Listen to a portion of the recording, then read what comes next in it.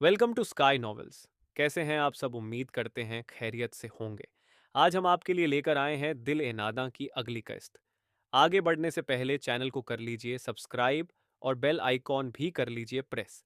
चलिए चलते हैं किस्त की जानिब।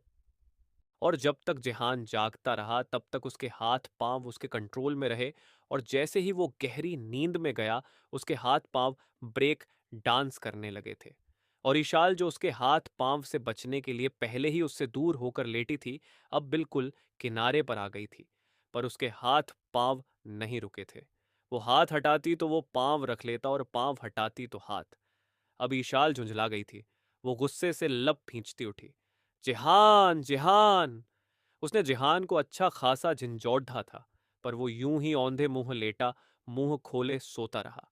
इशाल ने उस पर दो लफ्ज भेजे और जलती कुड़ती वापस अपनी जगह लेट गई।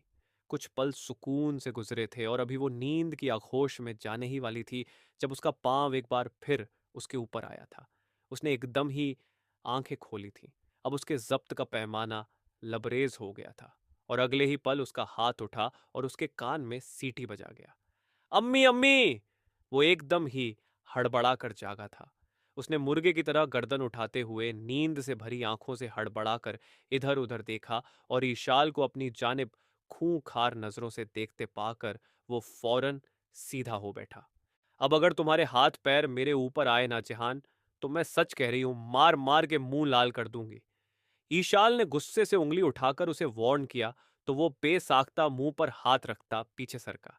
ईशाल उसे घूरती वापस लेट गई, जबकि जिहान लेट ना सका। वो यूं ही गाल पर हाथ रखे शौक से उसे देखता रहा, जो अब सर तक कंबल तान चुकी थी। गया गया मेरा बेड, हथिया लिया डिक्टेटर ने। अब कहाँ जाऊं मैं? हाय अल्लाह! जिहान दिल ही दिल में सोचता रोनी सूरत बनाकर इधर उधर देखने लगा। नीचे गया तो अब्बा चांटे मारेंगे, और यहां लेटा तो बीवी।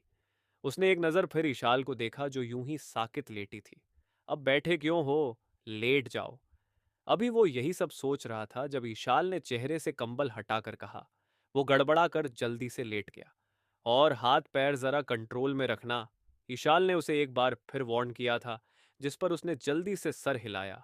वो भी दोबारा कंबल में घुसती आंखें बंद कर गई, और इस बार नींद भी आ गई थी कि थप्पड़ों के डर ने जिहान को हाथ पांव चलाने से रोक दिया था, पर सिर्फ कुछ देर के लिए। कि जैसे ही वजूद पर नींद हावी हुई, थप्पड़ों का डर भाग गया, और उसका हाथ एक बार फिर ईशाल के ऊपर था।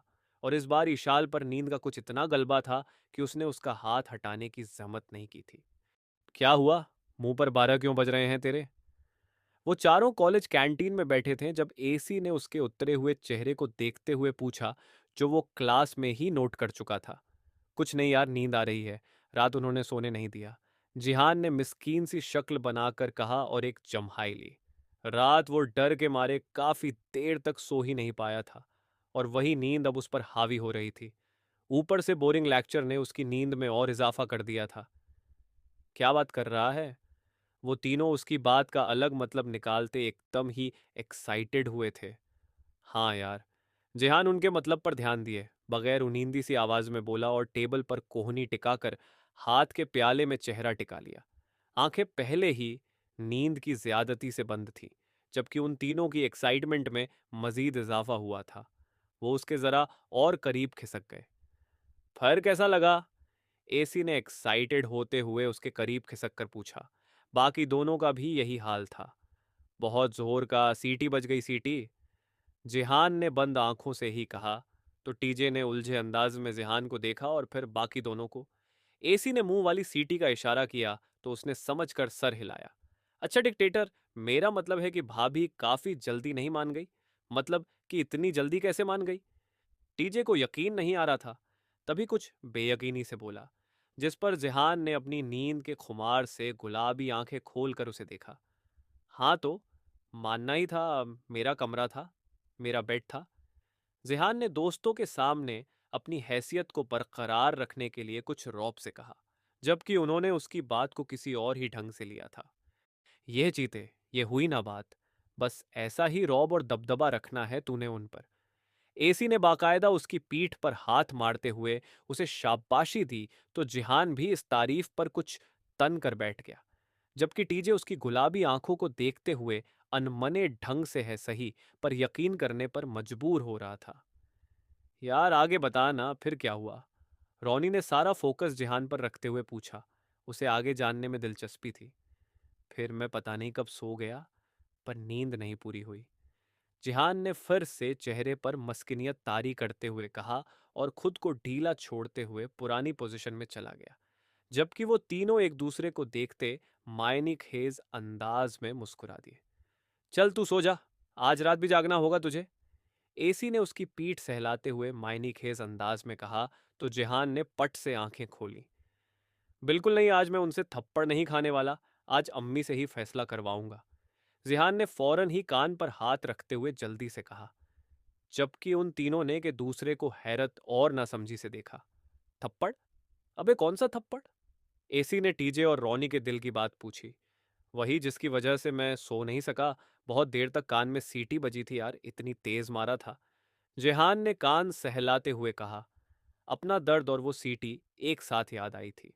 दूर भिड्डे मुंह तेरे, साले जब से तू ये बोल रहा था।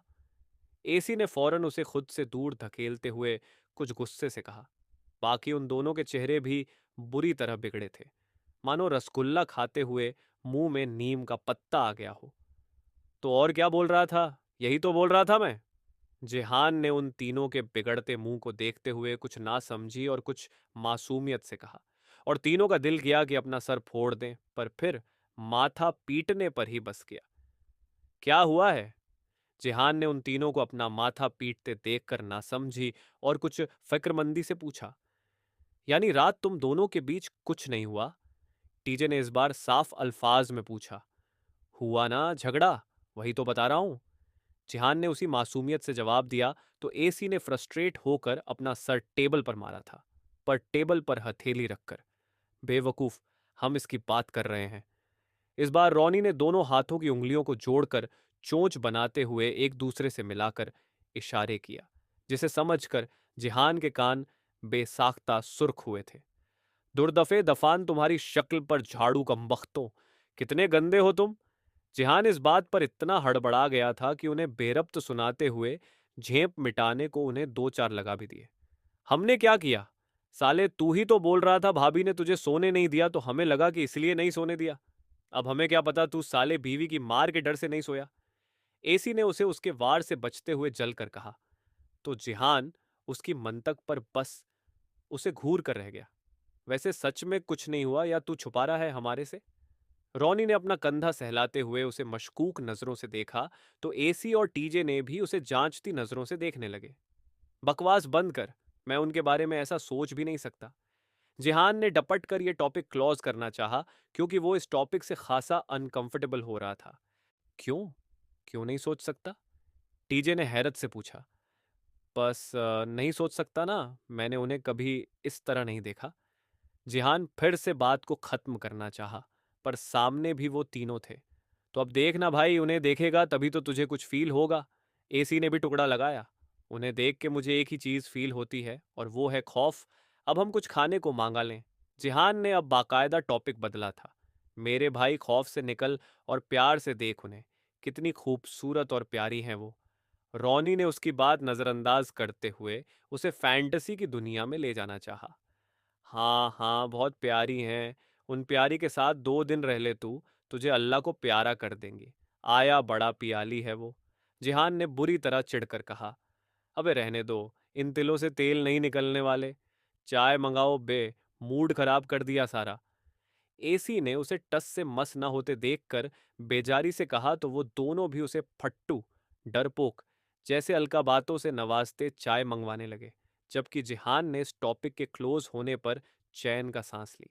आज ईशाल ने खाली बैठने से बेहतर अपने कपड़े सेट करने को जाना, और कई दिन से बंद पड़े बैग्स फाइनली आज खोल ली। ईशाल के जहेज का सामान शमीम बुखारी के घर से वापस आ गया था, जिसे शमसुद्दीन साहब ने लेने से साफ इनकार कर दिया था, क्योंकि उनका भरा पूरा घर था। उनके यहाँ किसी चीज की कमी नहीं थी। रब्बानी साहब ने बहुत इसरार किया, पर उनकी ना हाँ में नहीं बदली। इसलिए रब्बानी साहब ने वही जहेज दो गरीब लड़कियों की शादी में दे दिया। हाँ, अलबत्ता कपड़े और ज्वेलरी ईशाल अपने साथ ही ले आई थी, जो कब से सूटकेस में बंद पड़ी थी और खाली रहने से बेहतर था वो यही सेट कर लेती। यही सोचकर उसने अलमारी खोली थी और अंदर का मंजर देखकर वो एक पल को ठिठक सा गई। अलमारी के पट पर अंदर की तरफ यूमेको जबामी एक फीमेल एनिमे कैरेक्टर की फुल साइज तस्वीर कटिंग करके लगाई गई थी, जो पूरे पट को घेरे हुए थी। ये शायद उसकी पसंदीदा किरदार थी, जो कि खासी खूबसूरत थी, और ये उसने यकीनन शमसुद्दीन साहब के डर से अंदर चिपकाई थी। ईशाल को एक पल को हंसी आई और फिर जाने क्यों अजीब सा दुख हुआ। उसने एक अफसोस भरी नजर पूरे कमरे पर डाली। ये क्या खेल खेला था किस्मत ने उसके साथ। उसने एक मैच्योर, संजीदा और एक पढ़े लिखे इंसान की चाहत की थी, और उसकी मनहूसियत ने उसकी किस्मत में एक ऐसे इंसान का साथ लिख दिया था जो ना मैच्योर था, ना संजीदा, और ना ही पढ़ाई लिखाई से उसे कोई सरोकार थी। और अब इतना सब कुछ करके वो मनहूसियत जाने कहाँ जा सोई थी।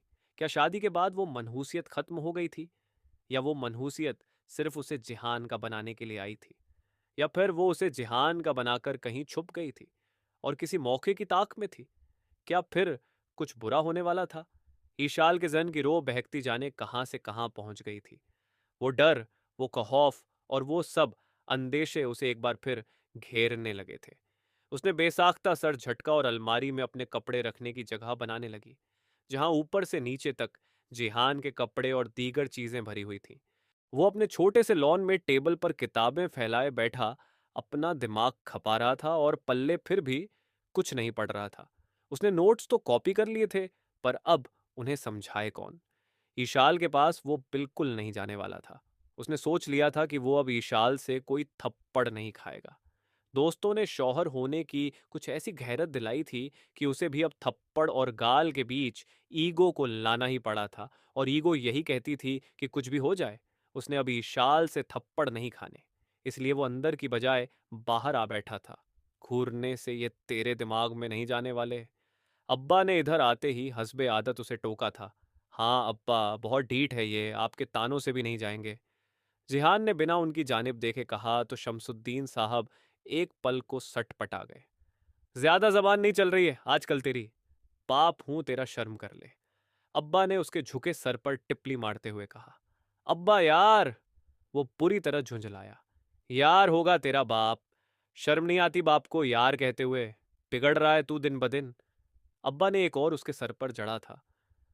अम्मी, उसने बुरी तरह झुंझलाकर मां को तेज आवाज में पुकारा था। क्या हुआ है? वो जो चाय बना रही थी फौरन ही किचन की खिड़की से पूछा, जो लॉन में ही खुलती थी। समझा लो अब्बा को पढ़ने नहीं दे रहे मुझे, फिर कहेंगे फेल हो गया। जिहान ने शिकायत के साथ दुहाई भी दी थी। अजी पढ़ने दें उसे, आप भाई साहब की तरफ चले जाएं। इनाया बेगम भी शौहर की बेजा रोक टोक से कभी कभी चिढ़ जाया करती थी। अभी भी नाराजगी से बोली थी। अरे नाराज क्यों हो रही हो बेगम? अच्छा चाय तो पिला दो। शमसुद्दीन साहब बीवी की नाराजगी देखकर खिड़की के पास आते मीठे लहजे में बोले। मत तंग किया करें उसे इतना। इनाया बेगम ने उन्हें नाराजगी से देखते हुए कहा। तो क्या आपको तंग करे? अब्बा ने खिड़की पर हाथ रखते हुए मुस्कुराकर शरारत से पूछा, तो इनाया बेगम ने गड़बड़ाकर ईशाल को देखा, जो पीछे चाय कपों में निकाल रही थी। कुछ तो शर्म किया करें, बच्चे यहीं हैं। इनाया बेगम ने उन्हें घूरते हुए इशाल की मौजूदगी का इशारा किया, जो चाय ट्रे में रखकर फौरन ही मुस्कुराहट दबाते हुए बाहर निकल गई थी। एक पल को तो वो भी कुछ खाफीफ से हो गए। अब मुझे क्या पता, बताना था ना। अब्बा अपनी झेप मिटाने को बोले तो इनाया बेगम उन्हें घूर कर रह गई। कितने वैसे हैं अब्बा, कैसे मेरी अम्मी से इश्क बघार रहे हैं, शर्म नहीं आ रही? जिहान ने अब्बा को देखते हुए मुंह ही मुंह में बड़बड़ाया। किताब समेटो ये अपनी। जेहान अभी आंखें छोटी की अब्बा को घूर रहा था जब ईशाल की आवाज पर एकदम चौंका। वो हाथ में ट्रे पकड़े उससे ही मुखातिब थी। जजी, जेहान ने कहा और जल्दी जल्दी अपनी किताबें समेटने लगा। तन तक अम्मा अब्बा भी उधर ही आ गए। जारी है। मिलते हैं नेक्स्ट एपिसोड में, तब तक अपना ख्याल रखिए, ध्यान रखिए, टाटा बाय बाय, और चैनल ज़रूर सब्सक्राइब कर लें।